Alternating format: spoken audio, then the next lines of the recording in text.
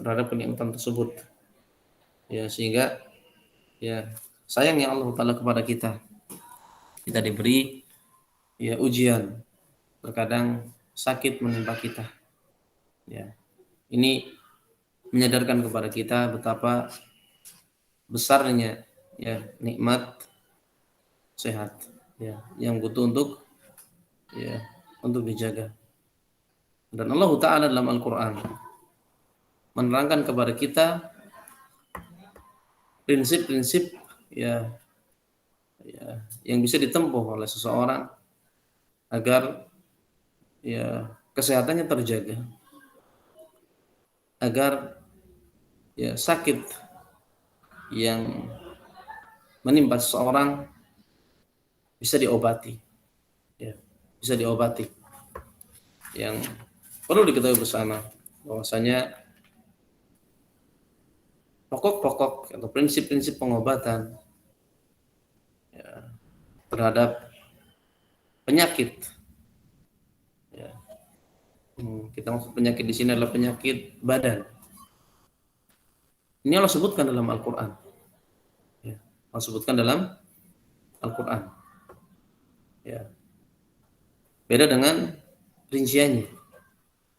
Al-Quran dan juga hadis-hadis Rasulullah SAW tidak memberikan rincian pengobatan terhadap penyakit badan. Ya, tentunya kalau seandainya Al-Quran menyebut rincian-rincian pengobatan penyakit badan, tentunya akan dikatakan sebagai kitab kedokteran. Ya, padahal Al-Quran tidak seperti itu. Ya, Al-Quran ya itu kitab ya yang ya Allah turunkan ya untuk memberikan hidayah kepada manusia, petunjuk bagi manusia yang dengan Al-Quran tersebut penyakit-penyakit hati bisa terobati. Jadi kalau rincian ya pengobatan untuk penyakit hati, maka Al-Quran merupakan ya sumber rujukan bagi ya penyakit hati yang menimpa manusia. Adapun ya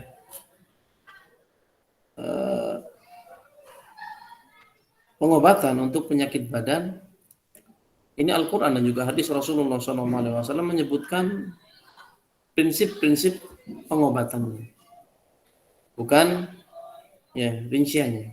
Begitu pula hadis Rasulullah, karena Rasulullah SAW diutus oleh Allah Taala bukan menjadi seorang dokter untuk mengobati penyakit badan, bukan.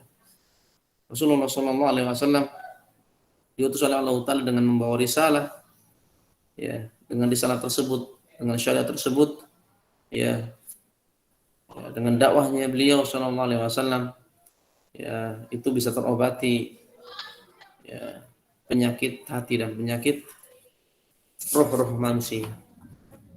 Adapun penyakit badan, ya, Al-Quran menyebutkan secara global dan menyebutkan prinsip-prinsip pengobatan yang ini bisa diterapkan oleh ya antum dan antuna semua ini, mas-mas dan mbak-mbak yang sedang bergelut di pendidikan kesehatan, ya ilmu kesehatan.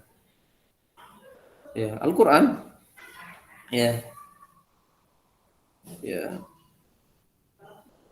menyebutkan tentang kaidah pengobatan badan dengan 3 kaidah. Ada 3 kaidah yang dengan 3 kaidah ini seseorang bisa menjaga kesehatannya, atau seorang dokter bisa berusaha mengobati pasiennya. Ya. Prinsip yang pertama adalah hifdzus shihah. Ya, kaidah yang pertama ya agar seorang mendapatkan kesehatan badan adalah dia berusaha menjaga terlebih dahulu kesehatannya. Ya, menjaga kesehatannya. Ya. Dan prinsip yang kedua wal himyah anil mu'dhi. Ada bentuk preventif. Ada bentuk pencegahan terlebih dahulu bagaimana agar badan terhindar dari al-mu'dhi, sesuatu yang akan menyebabkan sakitnya badan tersebut. Dan yang ketiga, wasifraghul mawad al-fasidah. Prinsip yang ketiga, kaidah yang ketiga adalah dengan mengeluarkan unsur-unsur yang akan menyebabkan sakitnya badan, sakitnya fisik seseorang. Ya. Ini tiga prinsip ini Allah sebutkan dalam Al-Quran. Ya, faedah ini disebutkan oleh Imam Ibnu Qayyim rahimahullah dalam kitab beliau Zadul Ma'ad, dan juga disebutkan oleh Abdul Latif Al-Baghdadi, ya, rahimahullah taala fil arba'in at-tibbiyah, 40 hadis yang ya beliau bawakan yang menyebutkan tentang masalah at-tibbiyah, masalah kesehatan kedokteran. Ya. Ayat yang pertama yang Allah sebutkan, ya, untuk menerangkan prinsip yang pertama, hifdzus shihah, ya, adalah firman Allah taala, "Faman kana minkum maridhan aw 'ala safarin fa iddatun min ayyamin ukhra." Ayat yang mungkin sering kita dengar di bulan Ramadan, sering kita mendengar, ya ayyuhalladzina amanu kutiba 'alaikumusiyam kama kutiba 'alal ladzina min qablikum la'allakum tattaqun. Ketika Allah wajibkan kepada kita untuk berpuasa di bulan Ramadan, Allah ikutkan dengan ayat setelahnya, ya, faman kana minkum maridhan, barang siapa di antara kalian marid, sakit. Ya, barang siapa di antara kalian sakit. Ya. Awala safar, atau kalian sedang melakukan sebuah safar. Ya. Maka kemudian dia berbuka, tidak mengerjakan puasa, maka fa'iddatun min ayyamin ukhra. Maka hendaknya dia mengganti puasa tersebut di hari yang lain. Ya. Mana sisi pendalilan, ya, yang menunjukkan bahwasanya dalam ayat ini ada bentuk, ya, anjuran kepada kita untuk menjaga kesehatan, yang ini merupakan prinsip pengobatan dalam Islam. Kata Imam Ibnu Qayyim rahimahullah alaih, fa bahal fitr lil marid li udhri marad. Sisi pendalilannya bahwasanya Allah taala membolehkan orang yang sakit untuk berbuka, tidak berpuasa di bulan Ramadan. Ya, tidak berpuasa di bulan Ramadan karena ada udzur tadi, sakit. Walil musafir, demikian pula Allah berikan udzur kepada orang yang safar untuk berbuka. Kenapa diberi udzur? Kata Ibnu Qayyim, talaban li hifdzi sihhatihi wa quwwatihi. Ya, dibolehkan bagi musafir untuk berbuka di bulan Ramadan, di siang hari di bulan Ramadan, untuk tidak berpuasa, tujuannya agar orang tersebut bisa menjaga kesehatannya, menjaga kebugaran fisiknya, sehingga dibolehkan, ya, ya, untuk berbuka. Li'alla yudhibu as-shaum fis safar, supaya puasa yang dikerjakan dia ketika dia safar tidak menjadikan kebugarannya hilang, ya, vitalitasnya hilang, ya, peristiwa syiddatil harakah, karena kita ketahui bersama bahwasanya safar, ya, itu melelahkan. Ya, tidak berpuasa saja melelahkan, apalagi kalau seandainya kita puasa. Sehingga dibolehkan bagi orang yang sedang safar untuk berbuka di siang hari di bulan Ramadan, tidak mengerjakan puasa di bulan Ramadan, ya, tujuannya agar dia bisa menjaga vitalitasnya, menjaga kebugarannya, menjaga, ya, kesehatannya. Ya. Wa ma yujibu minat tahlil wa adamul hidha alladhi yakhlufu ma tahalla. Ya. Fatakhurul quwwah wa tad'uf. Ya, karena seringnya orang yang safar ketika dia paksakan untuk berpuasa, ya, energi yang terkuras karena safarnya, ya, kemudian dia berpuasa, maka tidak ada asupan yang menggantikan energi yang sudah keluar karena safar. Sehingga untuk menjaga kesehatan, ya Allah Ta'ala perintahkan atau berbolehkan kepada orang yang safar untuk berbuka di siang hari di bulan. Iya, ini prinsip yang bersama, hifdzus shihah. Ini harus disebutkan global. Ada sedikit rincian yang disebutkan oleh Rasulullah SAW dalam hadis-hadisnya. Bagaimana ya pola hidup seseorang yang dengan pola hidup tersebut, ya dia bisa menempuh sebab untuk menjaga kesehatan. Ya, berarti pola makan nanti insya Allah Ta'ala kalau ada waktu kita sebutkan. Ya, karena saya lihat di London ini ya, ya di ya schedule-nya ini cuma 35 menit. Sehingga saya sebutkan ya global ya. Saya sebutkan rincian termasuk ayat yang tadi dibacakan oleh saudara kita dalam surat An-Nahl oleh para ulama dengan surah nikmah disebutkan dalam ya surat tersebut, nikmat-nikmat yang begitu banyak. Diingatkan kita untuk mengingat nikmat tersebut. Ya. Fadhkuru Allah la'allakum tuflihun, karena kita diperintahkan untuk mengingat nikmat-nikmat Allah Ta'ala agar kita beruntung. Ya. Ini prinsip yang pertama Allah sebutkan dalam Al-Quran. Prinsip yang kedua tadi kita sebutkan ya adalah bentuk ya himyah, ya tindakan preventif, ya bagaimana seorang ya mencegah terlebih dahulu ya sesuatu yang terkadang menyebabkan dia terkena penyakit. Ya. Allah sebutkan dalam Al-Quran ketika Allah Ta'ala menyebutkan ayat tentang wudu. Dalam surat Al-Maidah ayat yang ke-6, ya ayyuhalladzina amanu idza kuntum ilas shalah fasilu wujuhakum wa aydiyakum. Ya. Banyak orang yang beriman, kalau kalian hendak mengerjakan sholat, maka hendaknya kalian basuh muka-muka kalian. Ya, ketika menyebutkan tentang urutan wudu. Setelahnya Allah mengatakan, wa in kuntum marḍā aw 'ala safarin aw jaa'a ahadun minkum minal gha'id aw lamassum an-nisaa falam tajidu ma'an fatayammamu sha'idan thayyiban.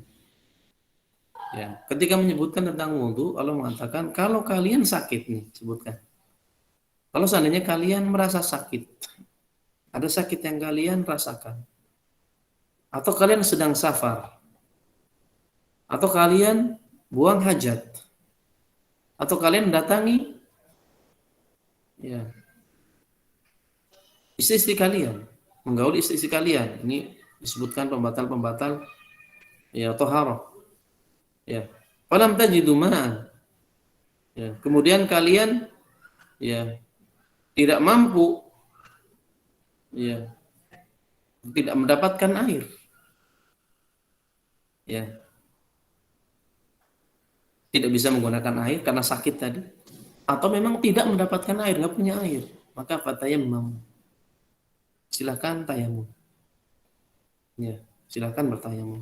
Kata Imam Ibnu Qayyim rahimahullah dalam kitab Zadul Ma'ad, fa abaha lil marid al-udul anil ma'i ila turab. Allah Ta'ala membolehkan bagi orang yang sakit, merasa sakit ini, untuk meninggalkan menggunakan air, berpindah dengan menggunakan turab, menggunakan debu ketika taharah. Dibolehkan. Ya, sebagai bentuk himyatan lahu. Sebagai bentuk tindakan preventif bagi dia, pencegahan an yusiba jasadahu mayudi. Ya. Untuk menghindari ya sesuatu yang akan ya menyebabkan dia sakit lebih parah dengan menimpakan air ke badannya. Ya. Sehingga ya dalam ayat ini seseorang dibolehkan ketika sakit ya untuk berusaha semaksimal mungkin menghindarkan dirinya dari sesuatu yang akan menimbulkan penyakit yang menimpa dirinya. Ada bentuk himyah, ya, ya bentuk berusaha semaksimal mungkin untuk melindungi diri kita, ya, dari hal-hal yang akan menyebabkan kita sakit. Ya, sehingga ya wa hadza tanbihun 'ala al-himyah an kulli mu'dhinnahu min dahil aw kharij. Ya, sehingga di sini ada bentuk tanbih, untuk ya peringatan bagi kita agar kita melakukan upaya seperti ini, menghindarkan diri kita dari hal-hal yang akan menyebabkan kita tertimpa sakit. Baik faktor tersebut faktor dari dalam atau faktor tersebut faktor dari luar. Dari badan kita ataupun dari luar badan kita. Sesuatu yang akan menimbulkan penyakit, ya, kita jauhi. Ya, kita jauhi. Ya. Ini dikenal dengan himyah. Itu terkadang ya ada orang yang terkena ya penyakit, kemudian diberi pantangan, nggak boleh makan ini, nggak boleh makan itu. Ya, ini bentuk himyah namanya. Ya, Al-Quran ya sudah menyebutkan hal tersebut berabad-abad yang lalu. Ya, ya, ketika ya ada ya sesuatu yang dirasa kurang nyaman di badan kita, maka jangan ini, jangan itu. Ini bentuk himyah. Ya, bentuk ya tindakan preventif terlebih dahulu sebelum ya kita mengalami penyakit. Ini prinsip yang kedua. Ada pun prinsip yang ketiga yang disebutkan dalam Al-Quran, yaitu bentuk apa? Istifragh al-mawad al-fasidah, untuk membersihkan dan menghilangkan unsur-unsur yang akan menjadikan kita tertimpa penyakit. Ini Allah sebutkan dalam surat Al-Hajj. Ya, surat Al-Hajj ketika Allah Ta'ala menerangkan tentang ya ibadah haji.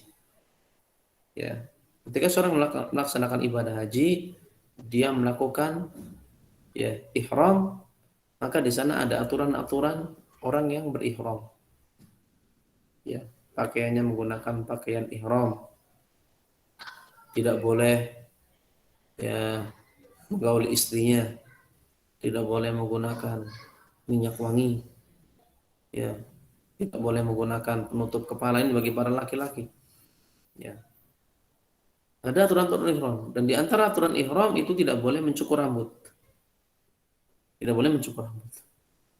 Allah sebutkan dalam Al-Quran, "Faman kana minkum maridan aw bihi adan min ra'sihi fafidyatun min siyamin aw shadaqatin aw nusuk." Barang siapa yang di antara kalian sakit atau ada penyakit di kepalanya, ya, kutu dan yang lainnya, gatal dan yang lainnya, maka boleh bagi dia mencukur rambut.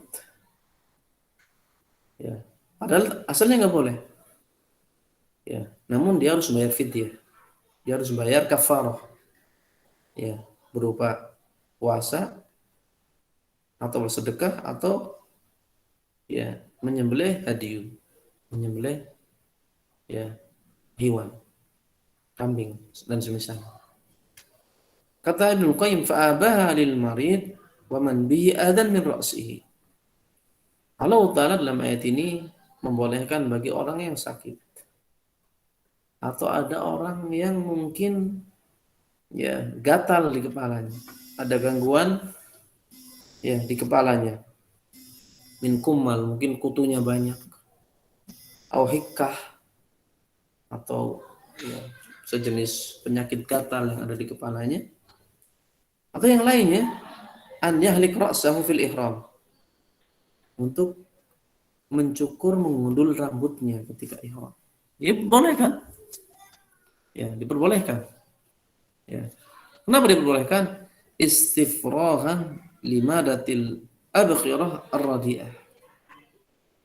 Tujuannya agar dihilangkan, dibersihkan dari kepala orang tadi unsur zat yang aujabat lahul adha fi ra'sihi bihtiqaniha tahta sya'ar, yang ya ketika unsur tersebut dibiarkan ada di kepalanya, mengendap di kepalanya, ya ada di bawah rambutnya, konsekuensinya akan menimbulkan ya penyakit. Ya, sehingga dibolehkan. Maka ketika digundul kepalanya, ya secara otomatis ya al-kummal tersebut, unsur-unsur yang akan membuat kepala gatal tersebut akan hilang. Ya, kutu-kutu yang ada di kepala secara otomatis akan hilang. Ini bentuk istifragh, bentuk pembersihan. Ya, sehingga fahadzal istifragh yuqas alaihi kullu istifraghin yu'dhi inhibasu. Sehingga ayat ini dikiaskan kepada seluruh jenis bentuk ya pembersihan dari segala sesuatu yang ketika dibiarkan akan bermudarat, akan menimbulkan penyakit. Jadi ada zat, ada unsur-unsur yang ketika dibiarkan, tidak dihilangkan, tidak diambil, itu akan menyebabkan ya penyakit. Yang disebutkan oleh Ibnu Qayyim, wal asya' alladhi yu'dhi inhibasuha wa mundafa'atuha asyra. Dan ada 10 unsur, 10 zat yang ketika dibiarkan tertahan, tidak dibersihkan, ya itu akan menimbulkan penyakit. Apa saja? Kata Ibnu Qayyim, ad-dam idza haja. Yang pertama darah. Ketika mengering, menggental, menggumpal. Ada istilah darah kotor, makanya sebagian orang mengatakan donor darah itu bagus karena akan mengeluarkan darah-darah kotor. Atau di hijamah, dibekam, akan mengeluarkan darah-darah yang kotor. Atau ada fasdam di zaman sekarang, bagaimana darah kotor dikeluarkan. Karena kalau darah ini dibiarkan akan menimbulkan penyakit. Ini yang pertama, ada 10. Yang pertama ini darah kata beliau. Yang kedua wal mani idza tabayyal. Yang kedua sperma ketika pemiliknya bergejolak sudah. Ya.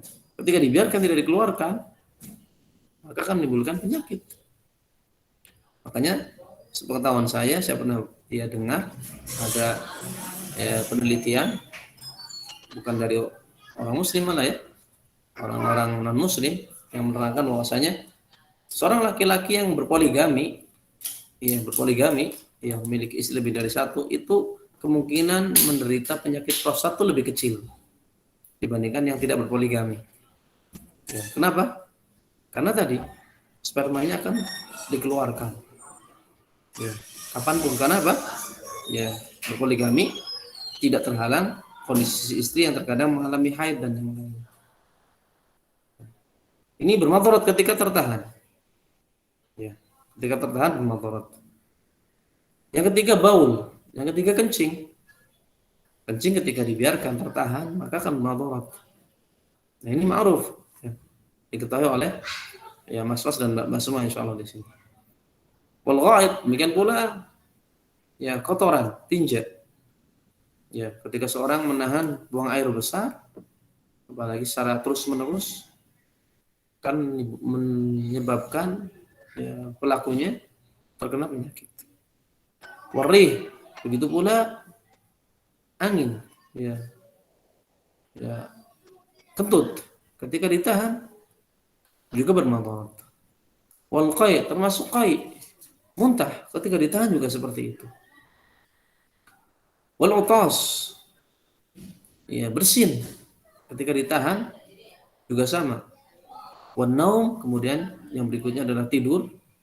Ya, ketika seorang dipaksa terus untuk begadang, ya maka ya akan madarat. Kemudian yang berikutnya walju wal atash, yang ke-9 dan 10 yaitu lapar dan juga haus. Ketika terus menerusan seorang seperti ini menahan lapar terus menerus dan menahan haus terus menerus, maka kata Ibnu Qayyim ya yujibu habsuhu da'an minal adwa bihasabi. Konsekuensinya akan menimbulkan penyakit ya yang beragam tentunya sesuai dengan ya kadar ya madaratnya. Sehingga Allah Ta'ala mengingatkan dalam Al-Qur'an tentang ya prinsip yang ketiga ini untuk membersihkan hal-hal yang akan membuat kita tertimpa penyakit.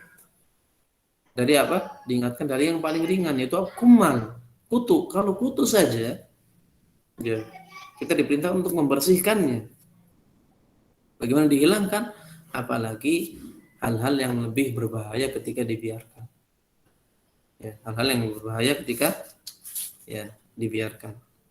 Sehingga ya seorang yang ingin menjaga kesehatannya atau mengobati penyakitnya hendaknya dia mengetahui tiga prinsip ini.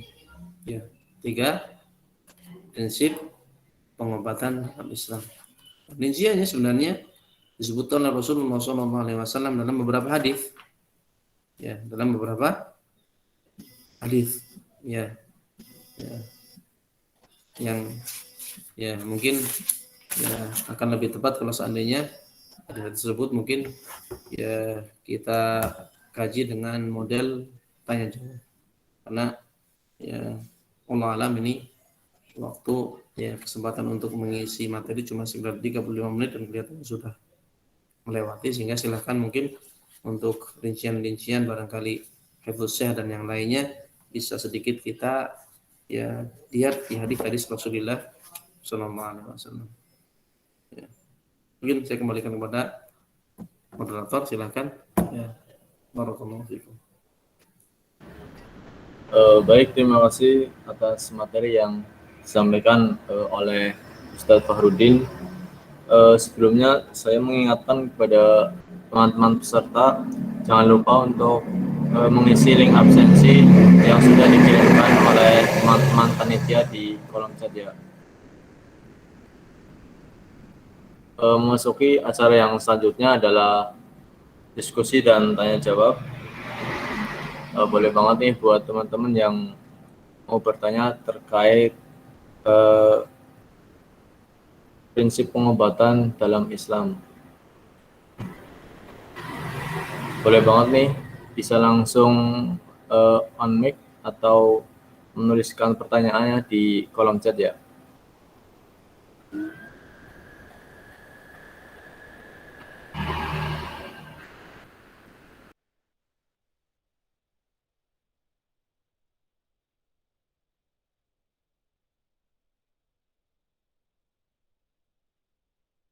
Baik, silakan untuk Mbak Ferinda, boleh langsung on mic. Iya, izin bertanya ya Ustadz, nama saya Ferinda. Saya tertarik tadi dengan pola makan yang disebutkan dalam hadis itu. Boleh minta penjelasannya tidak ya Ustadz? Terima kasih.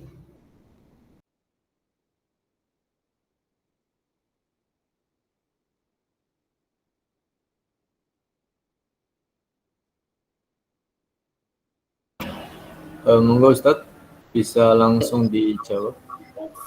Atau ada pertanyaan yang lain terlebih dahulu mungkin? Pertanyaan yang lain terlebih dahulu.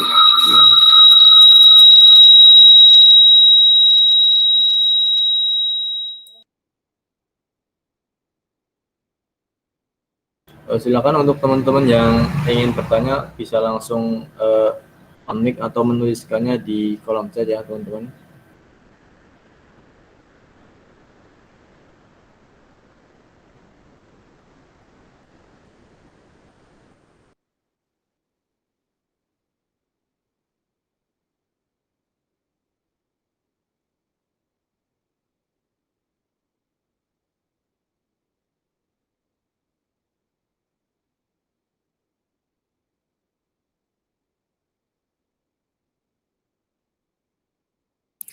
Gak ada yang lain?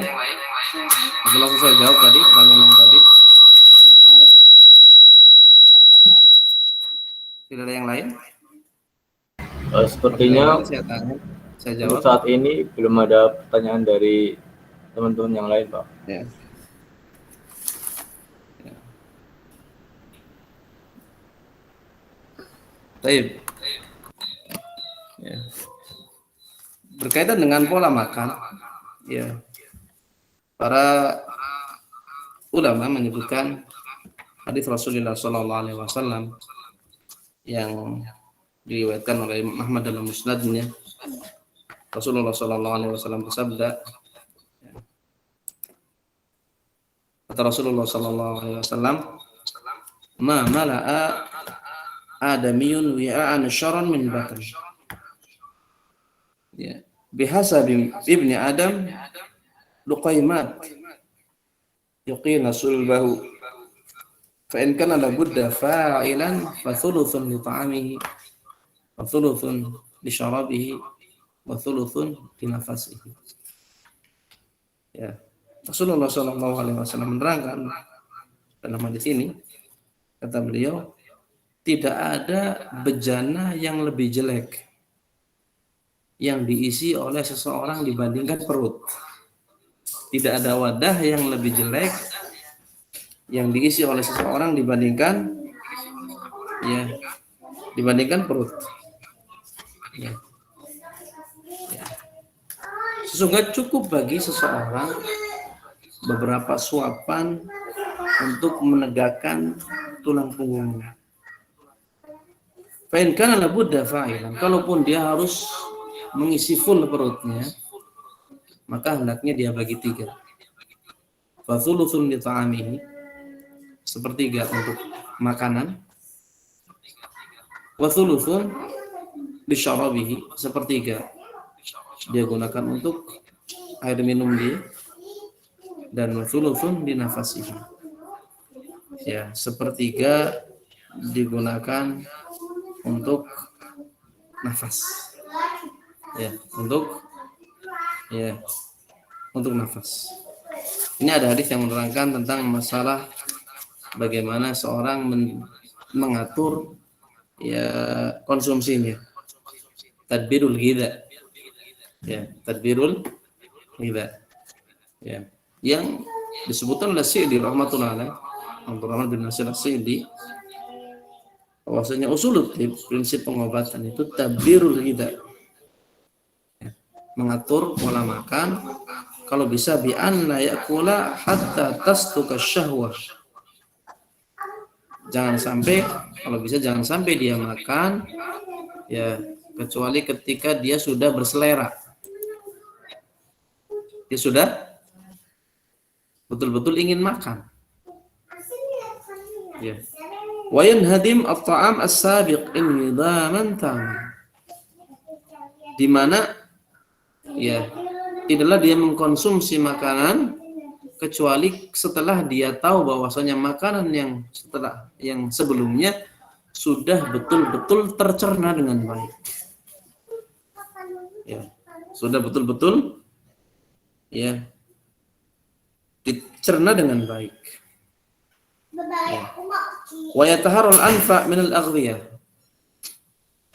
Dia pilih mana yang paling bermanfaat di antara makanan. Tentunya wa dzalika bihasabi halatil aqtar wal ashkhas wal ahwal.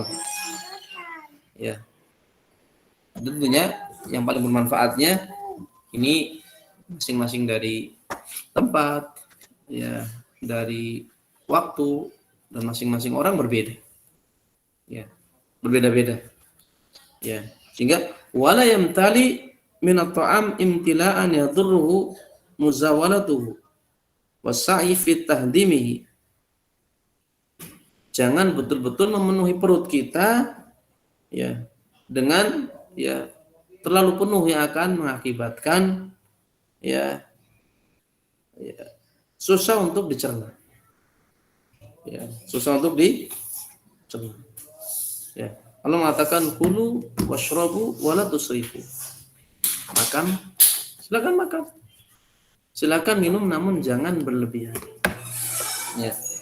Jangan israf. Jangan berlebihan. Sehingga hendaknya seorang memperhatikan makanan yang dia konsumsi. Jadi yang diperhatikan itu kamiyahnya dan kaifiyahnya. Kamiyah itu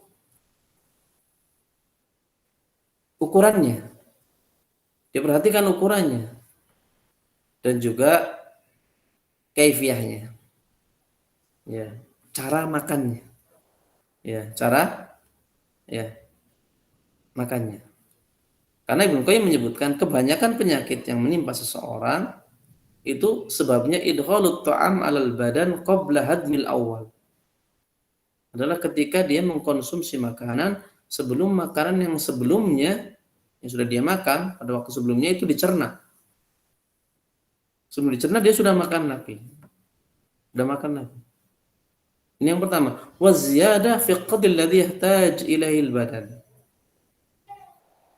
Ya, dan dia mengkonsumsi ya dengan ukuran yang begitu banyak melebihi kebutuhan badan. Ya. Sebagian orang ya bagus ini ya.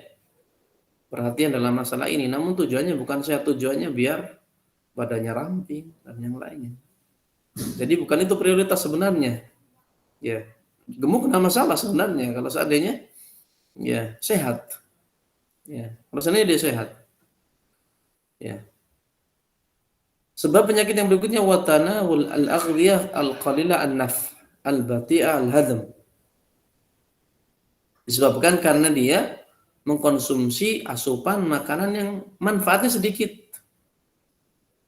Sulit untuk dicerna. Ya. Wal ikthar min al-aghdiyah al-mukhtalifah at-tarakib al-mutanawwi'ah. Dan dia terbiasa atau memperbanyak mengkonsumsi makanan yang beragam, yang bercampur, ya, yang bercampur, ya. Makanya kita sering dengar, ya, makan daging, enggak kolesterol. Bukan masalah itunya sebenarnya. Masalahnya kita makan daging kambing misalkan, campurannya apa? Campurannya air dingin, es. Ini jadi masalah sebenarnya. Ya, jadi kalau makanannya tidak bercampur, ya tercampur ini dan itu yang akan menyebabkan penyakit, tidak masalah. Namun Ibnu Qayyim menerangkan bahwasanya kebanyakan penyakit itu justru seperti ini. Dan itu pola makan kita. Ya, kita akui seperti itu. Ya. Ketika makan tidak memperhatikan. Yang jadi patokan lidah saja. Asal lidah kita merasakan nikmat, maka hajar saja sudah. Ya, tidak peduli. Ya, ini kita. Padahal kebanyakan penyakit ternyata seperti ini. Ketika konsumsi kita itu adalah makanan yang bercampur, yang beragam, langsung dikonsumsi bareng-bareng. Ya, dikonsumsi apa? Ya, bareng-bareng. Ya. Sehingga terkadang menyebabkan penyakit. Sehingga kata Ibnu Qayyim faidah tawassat fil hidha. Kalau seorang pertengahan dalam mengkonsumsi makanan. Wa tanawala minhu qadrul hajah. Dia mengkonsumsi sesuai dengan kebutuhan dia. Ya. Yang alhamdulillah antum dan antuna ini bergelut di bidang kesehatan terkadang butuh nutrisi saya itu berapa. Apa yang saya butuhkan. Ya. Ini kalau seandainya bisa diukur. Wa kana mu'tadilan fi kammiyatihi wa kaifiyatihi, dan dia pertengahan dari sisi kamiyahnya, jumlahnya, dan juga tata cara makannya.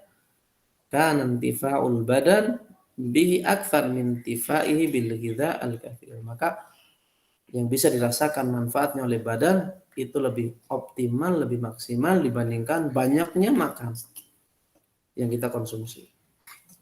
Jadi pertengahan, namun tadi polanya diperhatikan, ini bermanfaat untuk badan.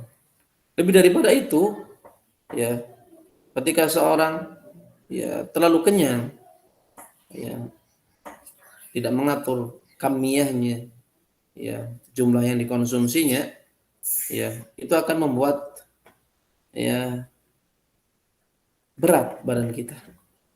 Ya, yang kata beliau bimanzilati hamil al-haml ats-tsaqil, seperti seorang yang membawa beban yang begitu berat.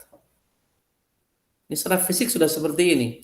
Hadza ila ma yalzam dzalik min fasadil qalb. Lebih daripada itu, ketika seorang terus-menerus dalam keadaan seperti ini juga akan merusak hati, ruh ya, seorang tadi. Ya. Menyebabkan kasril jawari, menyebabkan dia malas, anut ta'ah, dan dia mengerjakan ketaatan. Ya. Wa tuharrikuha fi syahwat allati yastalzimuha syabab. Yang justru akan menyebabkan kebalikannya, akan menyebabkan syahwat dia semakin kuat, yang terkadang syahwatnya mengalahkan dirinya. Syahwat yang harusnya kita kekang justru apa? Dia mengalahkan kita. Ya, sehingga famtila'ul batan minat ta'am mudhirun lil qalb wal badan. Sehingga kita penuhi perut kita dengan apa? Makanan itu akan bermadarat terhadap hati dan badan kita. Ini kalau terus-terusan. Tapi kalau sekali ya tidak masalah. Ahyanan tidak masalah. Sebagaimana Rasulullah SAW mentakrir Abu Hurairah radhiyallahu an ketika itu, ya, sampai Abu Hurairah mengatakan, la ajidu lahu maslakan. Ya, yang kata Abu Hurairah, ya Rasulullah, sudah tidak ada tempat lagi untuk ya memasukkan makanan yang disebutkan tadi. Sudah begitu penuh. Ini dibiarkan oleh Rasulullah Sallallahu Alaihi Wasallam, sehingga tidak mengapa ketika sekali kita kenyang, ya perut kita diisi dengan ya makanan yang ya full tank istilahnya begitu ya. Ini kalau sifatnya sesekali tidak mengapa, tidak dijadikan sebagai rutinitas. Mungkin begitu Mbak ya. Ya, berkaitan dengan pola makan ini kita sampaikan secara sederhana. Ya, sampaikan secara apa? Sederhana, walaupun Ibnu Qayyim rahimahullah menyebutkan panjang lebar berkaitan dengan masalah pola makan ini. Namun kita sebutkan tadi sebagian yang mungkin bisa ya kita terapkan untuk diri kita. Mungkin begitu Mas, silakan. Saya kembalikan kepada moderator. Baik Ustadz, terima kasih atas jawabannya. Dari Ferinda, apakah ada feedback? Sudah cukup, terima kasih Ustaz. Kemudian mungkin untuk satu pertanyaan lagi ya teman-teman. Silakan bagi yang ingin bertanya bisa langsung unmic atau menuliskannya lewat kolom chat ya.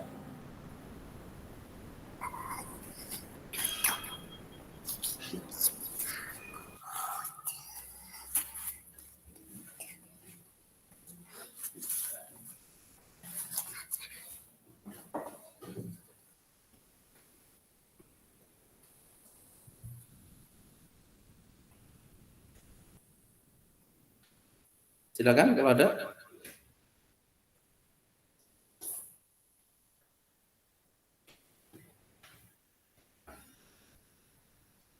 Yuk silakan teman-teman yang ingin bertanya bisa langsung unmic atau menuliskan pertanyaannya di kolom chat ya.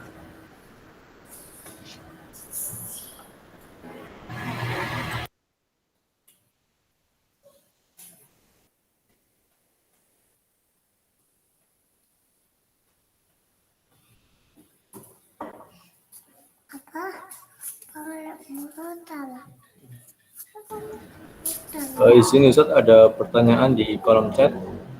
Saya bacakan ya Ustaz. Pertanyaan dari Hijriah. Izin bertanya Ustaz, saya hijrah, ingin bertanya pengobatan apa saja yang diperbolehkan dalam Islam, serta surat apa yang dapat menyembuhkan penyakit. Begitu Ustaz. Diperjelas lagi mungkin pertanyaannya. Pengobatan apa saja yang diperbolehkan dalam Islam, kemudian surat apa yang dapat menyembuhkan penyakit, begitu Ustaz. Baik, berkaitan dengan surat apa saja yang dapat menyembuhkan penyakit. Ya. Berkaitan dengan surat apa yang bisa menyembuhkan penyakit, Allah Ta'ala menyebutkan panunazzilu minal Qur'an ma huwa syifa. Ya, kami turunkan Al-Qur'an yang Al-Qur'an itu merupakan obat. Ya, Al-Qur'an merupakan obat. Dengan surat apa saja yang dapat menyembuhkan penyakit, Allah sebutkan dalam ayat ini Al-Qur'an secara keseluruhan. Ya. Al-Quran secara keseluruhan merupakan obat bagi penyakit hati dan juga obat bagi penyakit badan.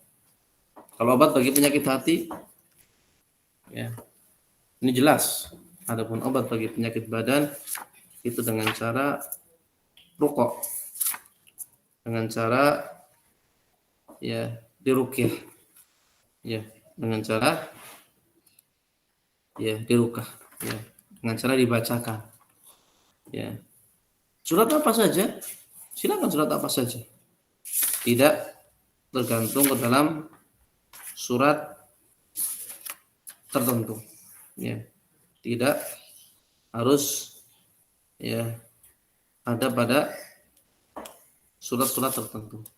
Silakan kalau ingin menggunakan Al-Quran sebagai ruqyah, ya pengobatan sihir, gangguan jin dan yang lainnya, surat apapun dalam Al-Quran silakan dibaca. Adapun ya pengobatan apa saja yang dibolehkan dalam Islam, selama tidak menggunakan ya madah, unsur yang najis, ya tidak menggunakan sesuatu yang diharamkan, ya ini diperbolehkan. Ya, Rasulullah Shallallahu Alaihi Wasallam menyebutkan dalam hadis Abi Hurairah radhiyallahu an, riwayat Imam Al-Bukhari, ma anzalallahu da'an ila anzalalahu shifaan. Tidaklah Allah Ta'ala menurunkan penyakit kecuali ya Allah turunkan satu paket dengan obatnya. Jadi penyakit Allah yang turunkan. Namun apakah ada obatnya? Ada. Ya, ada. Ya. Namun alimahu man alimahu wa jahilahu man jahilahu. Diketahui oleh sebagian ya makhluknya dan tidak diketahui oleh yang lain. Ya. Jadi kalau ya ditanya tentang masalah obat, setiap penyakit itu ada ya obatnya. Ya, dalam hadis yang diriwayatkan Imam Ahmad dari ya Ziyad bin Ilaqah dari Usama bin Syarik, ya kata Usama bin Syarik, kuntu inda Nabi sallallahu alaihi wasallam wa ja'atil Arab, aku pernah berada di sisi Rasulullah sallallahu alaihi wasallam. Tiba-tiba datang seorang badui. Faqalu ya Rasulullah, ana tadawa, wa Rasulullah, apakah saya boleh berobat? Kita boleh berobat dari ya sakit yang menimpa kita. Wa qala na'am ya ibadallah tadawu. Kata Rasulullah, betul. Silakan. Maka diperintahkan, wahai hamba-hamba Allah, berobatlah kalian. Fa inna Allah azza wa jal lam yadha' da'an ila wada'a lahu shifaa. Karena Allah Ta'ala tidak menurunkan penyakit kecuali Allah turunkan pula ya obatnya. Kecuali Allah turunkan pula ya obatnya. Ya. Turunkan obatnya. Ya. Illa atau ghair da'in wahid, kecuali satu penyakit. Qalu wa mahu, Rasul tanya, apa itu ya Rasulullah? Kata Rasulullah, haram, itu tua. Ya tua itu nggak bisa diobati. Ya, sehingga setiap penyakit ada ya obatnya. Namun tentunya yang perlu diperhatikan yang namanya ya obat, ya tiap obat ya itu ya idza lam yajid fil badan da'an yuhallilu aw wujida da'an la yuwafiquhu.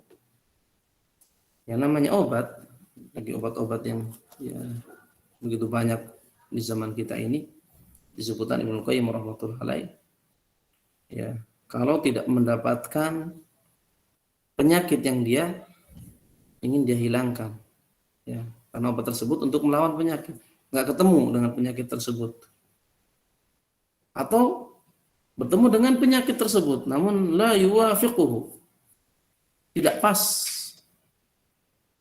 ya tidak pas, au wujida ma yuwafiquhu fazadat kamiyatahu alai au kafiyatahu, atau pas dia dapatkan cocok namun tidak pas kamiyahnya, ukurannya, takarannya, maka tathabbatha bisihah wa abatha biha, maka obat tersebut seringnya tidak bermanfaat atau terkadang malah ya menimbulkan penyakit yang baru, ya sehingga disebutkan oleh Ibnu Qayyim rahmatullahi alaih, ya, masalah seperti ini.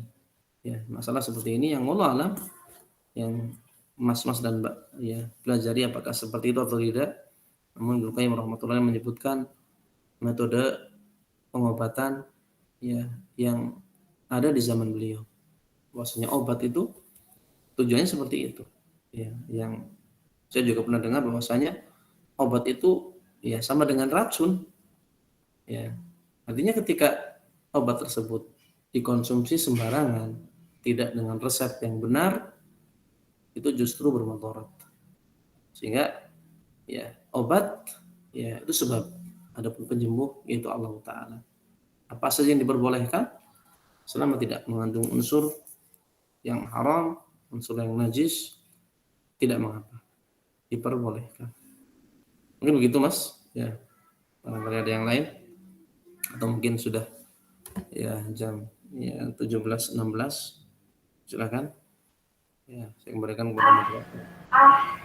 Baik Ustadz, terima kasih atas jawabannya.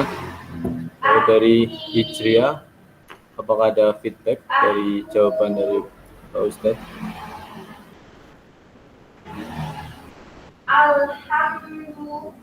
Baik, mungkin untuk sesi diskusi dan tanya jawab dicukupkan ya Ustadz, karena waktu sudah sore. Terima kasih atas keaktifan teman-teman dalam acara kajian isu Islam terkini. Terima kasih juga kepada Ustadz Fahrudin atas materi yang luar biasa pada sore hari ini. Semoga materi yang sudah disampaikan oleh beliau Ustadz Fahrudin dapat bermanfaat untuk kita semua. Mungkin dari Ustadz Fahrudin, bila ada agenda lain, mungkin bisa meninggalkan room meeting terlebih dahulu ya Ustadz. Baik.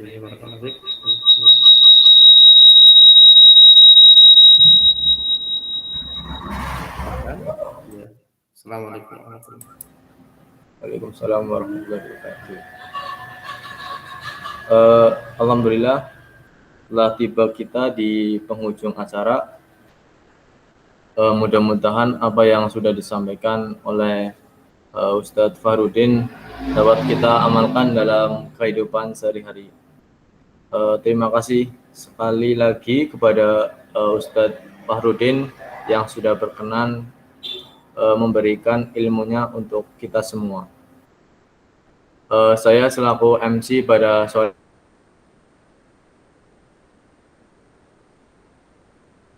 apabila dalam memandu acara sore hari ini banyak kata yang kurang berkenan di hati, mohon untuk dimaafkan ya teman-teman. Akhirnya saya pamit undur, mewakili seluruh panitia yang bertugas. Mohon maaf jika ada kekurangan. Mari kita tutup acara kajian isu Islam terkini pada sore hari ini dengan bacaan hamdalah bersama-sama. Alhamdulillahirabbil alamin. Kemudian disempurnakan dengan doa ifratul majlis.